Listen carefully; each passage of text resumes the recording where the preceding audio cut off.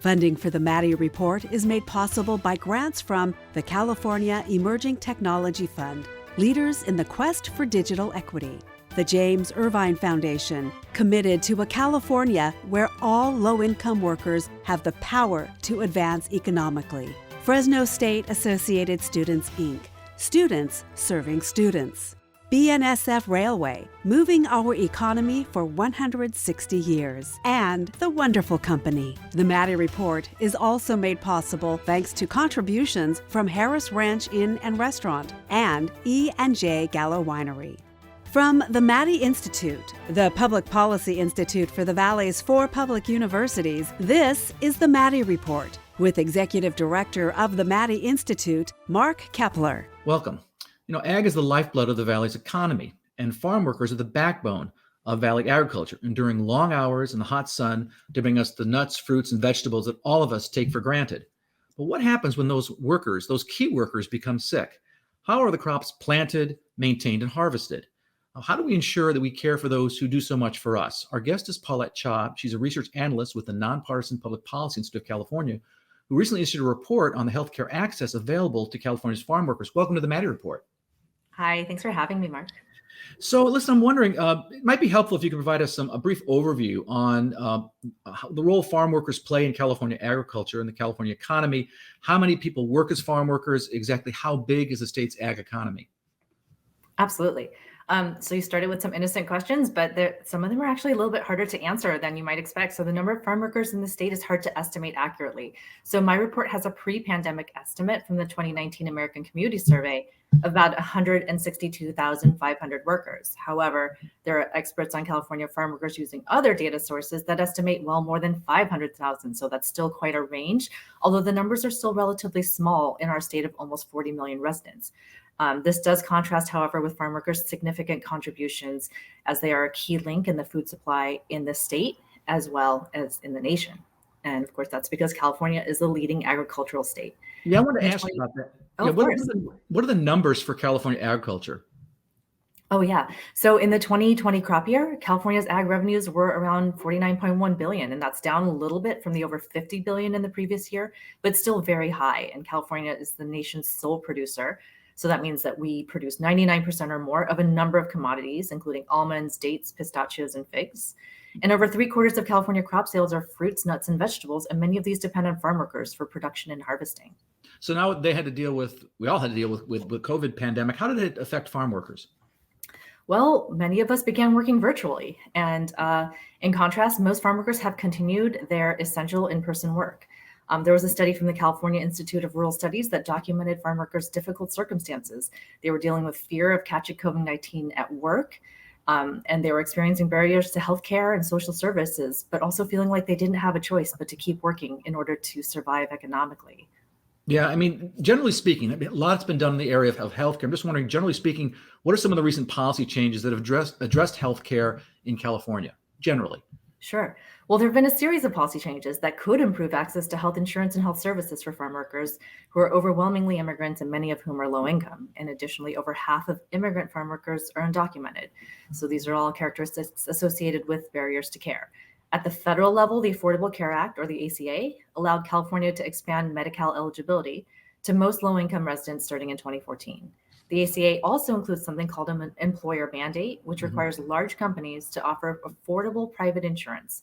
The mandate was rolled out over 2015 and 2016. And then at the state level, a number of expansions are being rolled out for low-income undocumented Californians by age group. So children were covered starting in 2016, and then young adults in 2020, and older adults started in 2022. The largest age group of undocumented immigrants, those 26 to 49, will get the final expansion in January 2024, and that will mean that all undocumented, low-income undocumented immigrants will be eligible for Medi-Cal starting next year. Yeah, it's kind of like they're doing it piecemeal. They're fitting in, covering those people that don't have health insurance, and then they're really moving toward universal coverage, but doing it kind of in a piecemeal fashion. This last group, though, is kind of the biggest piece of the puzzle. I'm wondering though, in terms of healthcare access information among farm workers, it's kind of hard to find, hard to figure out actually how many farm workers there are, frankly. Right. So what kind of data did you rely on? So I used a combination of quantitative and qualitative data for demographic characteristics and statistically adjusted analyses. I primarily used the National Agricultural Worker Survey. The NAWS, as it's called, is a Department of Labor survey of workers in crop agriculture who aren't on guest worker visas. So it's a terrific resource for this project because it also has information on immigration status. So in all my analyses using the NAWS, I focus on immigrant farm workers, contrasting those with documented and undocumented status. And I also use a little bit of that American Community Survey for detailed demographic descriptions. You also did some interviews as well, I right? did. That's right. I interviewed a number of experts. They included a farm worker advocate, an executive from a large ag company, a physician in the Central Valley who treats a lot of farm worker patients, and leaders of a membership organization representing growers and labor contractors. So it's the best way you can kind of capture the universe, which is difficult to do, but you gave it a good shot. Anyway, up next, we're going to talk a little bit more about farm worker health. That conversation in a moment. This is the Maddy Report. Welcome back. I'm Mark Keppler with the Maddy Institute. Over 96% of California farm workers identify as Hispanic, according to a recent study by the U.S. Department of Labor. Over half of them are undocumented, according to the Non-Partisan Public Policy Institute of California. We're talking with Paulette Cha, who's an analyst with the PPIC, about a report she recently authored on farm worker access to healthcare. So, in your report, Paulette, you discussed the changing demographic profile of California's farm workers and the impact that has on their health. What are some of the farm worker trends that you noticed? Sure. Let me start you off with just a quick snapshot. So just point in time, about 97% of immigrant farm workers are Latino. They have relatively low formal education levels. Almost 3/4 did not complete high school. 92% are Spanish speakers and 44% report not speaking English. And so all of these stats are from the American Community Survey. Now, the big takeaway from looking at the NAWS numbers over time is that farm workers are aging, and they're more likely to be settled in the US with family in recent years compared to decades past. So the average farm worker is now over 40 years old. And undocumented farm workers have tended to be younger than documented workers, but they're aging now too. In the past, patterns of settling in the US were quite different by immigration status. So documented farm workers had been more likely to live year-round in the US, while undocumented workers had higher rates of traveling to the US to work and regularly returning home for periods of rest. So that has changed since around 2010, and now both groups of immigrant farm workers have converged to relatively low rates of traveling for work. Yeah, so now they're staying more in a location. They're more settled, as you would call it. One thing that I noticed, though, that when you're talking about this, you're really talking about there's key differences, in language, education, and income. Not as, many speaking English, lower education, lower income levels, that all impacts healthcare. So what do these trends all mean for healthcare? Well, farm workers, about 70% of them are male. And now they're more likely to live with their spouse in this country, again, pointing to there being a more settled population. And it also points to there being a wider range of medical needs. So we're talking things like women's care, women's health care, pediatric care, when we're considering farm worker families rather than sole male farm workers. And so in addition, the fact that over 1/4 are in mixed status families highlights the fact that some undocumented farm workers have citizen or permanent resident family members. And so we know that farm workers are older, and many are over age 40s and up, where there are recommended medical screenings for cancer, in addition to those recommended annual exams. And so the need for health services is growing in this group as they are aging in the United States. Yeah, I mean, you want to do the screening to catch for the high blood pressure and cholesterol levels, et cetera. Much less expensive to give them a pill than to have them deal with a heart attack after the fact. So, and they have to have these screenings for that to happen. So that's kind of important as that population ages. In your report, you discussed the Affordable Care Act and the impact on health insurance coverage, specifically among California farm workers. How did the ACA change their access to healthcare? And more specifically, who did it include and who did it leave out? So Medi-Cal, California's Medicaid program, expanded under the ACA to most adults with income under 138% of the federal poverty level, and that happened in 2014. However, the comprehensive version of the program is not available to undocumented individuals in this expansion. So most provisions of the ACA do not address the undocumented. And that may not matter much in some states, but it is very significant in California, and it's particularly important among farm workers since many are undocumented immigrants. In addition, the employer mandate rolled out to large employers with at least 100 full-time FTEs in 2015, and then to its final state for employers with at least 50 FTEs in 2016. So all farm workers are eligible for private employer coverage, but not all ag employers are large enough to fall under this requirement. So especially with increased technology and mechanization in the field and higher rates of labor contracting, the need for large numbers of FTEs is less common nowadays. And in fact, only around a quarter of private employers in the California ag sector have at least 50 FTEs, according to the Bureau of Labor Statistics data. I mean, a lot of assume if you're undocumented, you're not eligible for government programs, which is really important for people to note. But hey, maybe you can get coverage under your employer's health insurance. And the thought was under the ACA, as you extend healthcare coverage to employees, it would catch these undocumented. Excuse me. So what are some of the main barriers to California farm workers getting the healthcare they need? Well, number one, no contest. The main barrier is cost or lack of insurance. So I was actually surprised by this fact, given that farm workers who work in non-urban areas and may depend on carpools or employer transportation to get to and from work rarely mention transportation issues. Also, undocumented status is rarely mentioned in the NAS survey, although it is a clear barrier to getting health insurance, which is a primary concern among farm workers. Farm workers also have relatively high rates of poverty. Over half have incomes under 200% of federal poverty in the American Community Survey, and low rates of insurance. So over half are uninsured in the NAS. So that's a clear case for Medi-Cal's role here if immigration status were not a barrier. Private health insurance is the most common type of insurance in California, and it's a good option if employers offer it. And I will note that some ag employers offered either insurance or direct health services to their employees well before the ACA, but not every farm worker is at one of these companies. Yeah. Okay. Well, up next, we're going to talk about some of the federal and state policies that had an effect on farm worker healthcare. That conversation in a moment. This is the Maddy Report. Welcome back. I'm Mark Keppler with the Maddy Institute. A recent study by UC Merced's Community and Labor Center found stubborn disparities in healthcare access still exist and call for a new urgency among policymakers in addressing the situation faced by farm workers. We're talking with Paulette. She's a research analyst with the Non-Partisan Public Policy Institute of California about some recent federal and state policy changes and what impact, if any, they've had on improving healthcare access among California's farm workers. So given that ag companies want the best farm workers, how much has the expansion of Medi-Cal changed healthcare coverage among farm workers, and what impact has it been different between undocumented and documented farm workers?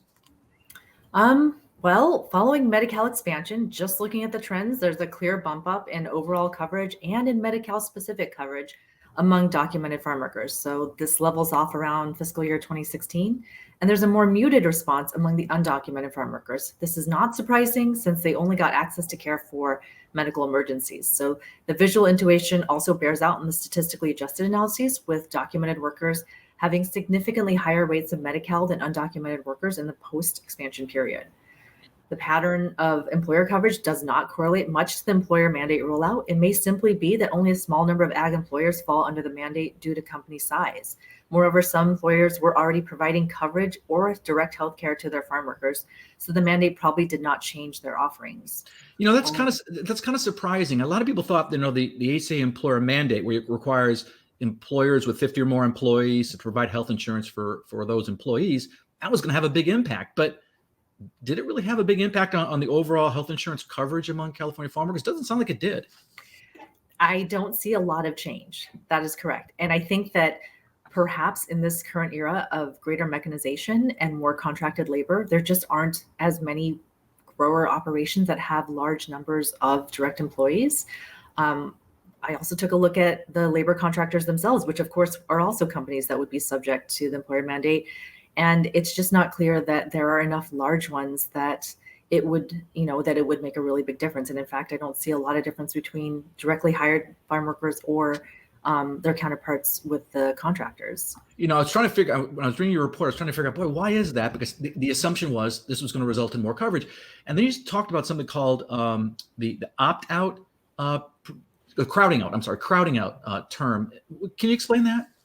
Oh, sure. So crowding out is actually, it doesn't have to do with whether the employer offers insurance to their employees, but it's really about when people have private insurance, let's say through their employer, and then they become eligible for Medi-Cal, and then they choose to move to Medi-Cal. When that happens, it means that usually some of the healthier, younger, and frankly cheaper employees are switching to Medi-Cal because it's got no cost sharing. They don't have to pay premiums. They don't have to pay copays. And so that leads to employers covering older, sicker, more expensive employees with their plans. And what it does is it makes those plans financially at risk. And so that crowd out is a real concern among providers of health insurance. Yeah, so basically it's adverse selection, right? So all the healthy workers are leaving, which are left with is all, frankly, the sicker workers, less healthy workers, which are then going to drive up the premium costs for everyone, for employers as well.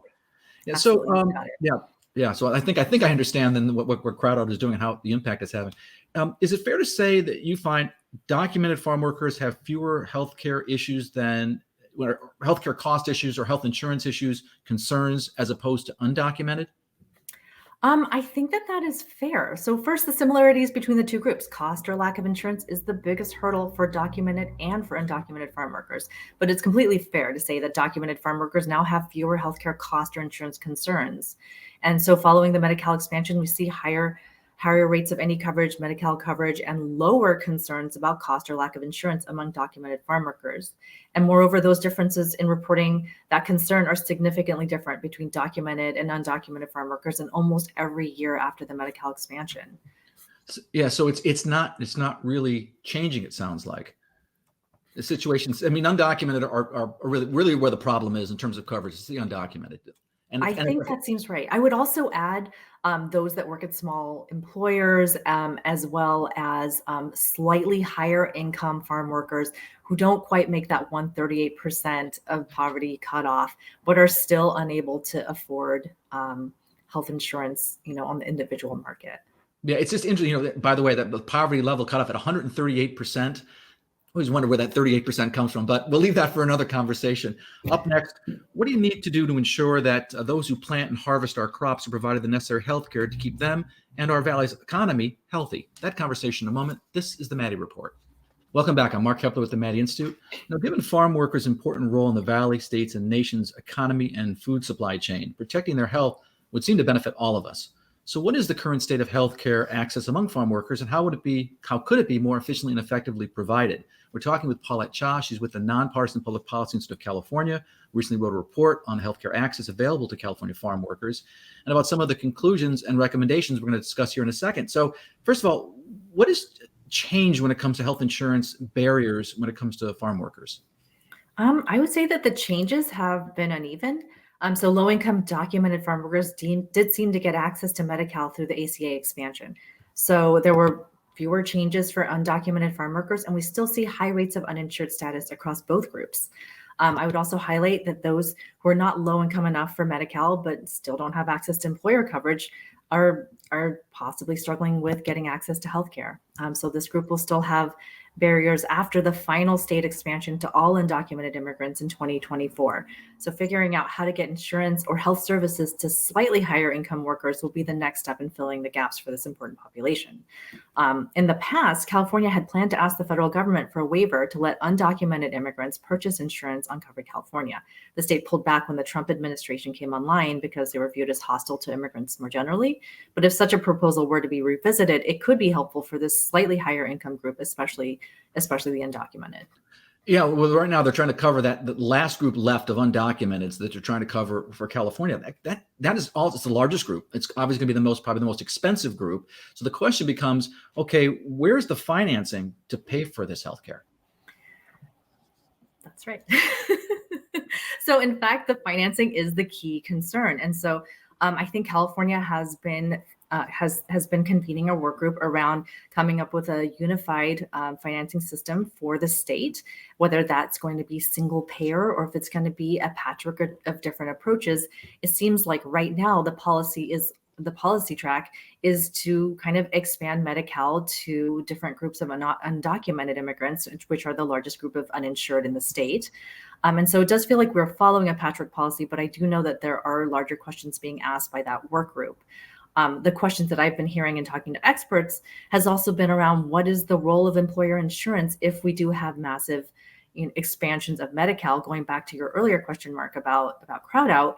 If we do see a lot of those younger, healthier workers going and signing on to Medi-Cal, what is that going to mean for the affordability of continued offers of health insurance by employers to farm workers?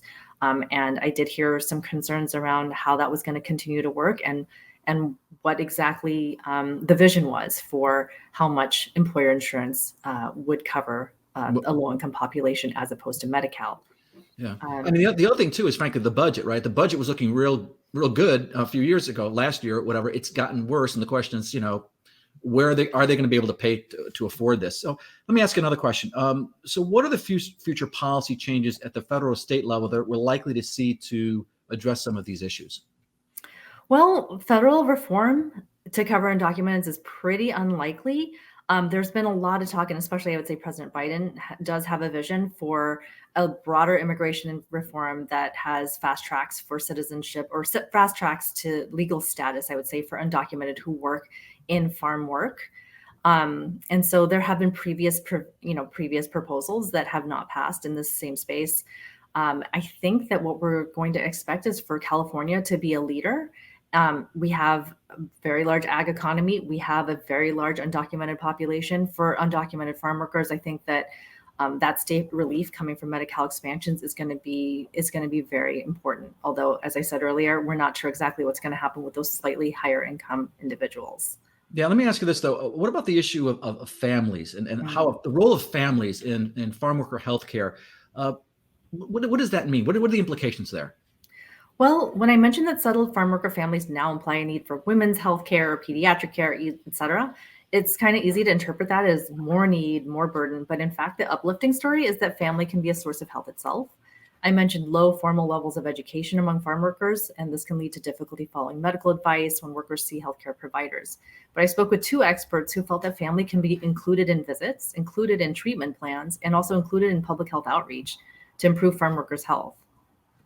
What you're talking about really is more of a collaborative approach, by involving the entire family. Real quick, I got 10 seconds. I'm just wondering what the issues in terms of housing concerns, and what role that plays in medical situations, healthcare. Problematic? Housing is a major concern. Farm workers are not immune to the statewide housing crisis. And during COVID, those crowded living conditions that farm workers often live in they were also a source of risk. And easy to spread, sure. Yeah, so you can see the connections there. Well, listen, I want to thank our guest, Paulette Shaw with the PPIC, for joining us. If you want to stay current with state and local politics, you can sign up for our free e-newsletter, the Maddy Daily, by logging on to our website at maddyinstitute.org. This is Mark Keppler for the Maddy Institute. Thanks for joining us. The views expressed in the Maddy Report are those of the individuals participating in the program and do not necessarily reflect the views of the Maddy Institute. If you'd like to share your thoughts about today's episode of the Maddy Report, please visit our website at maddyinstitute.org.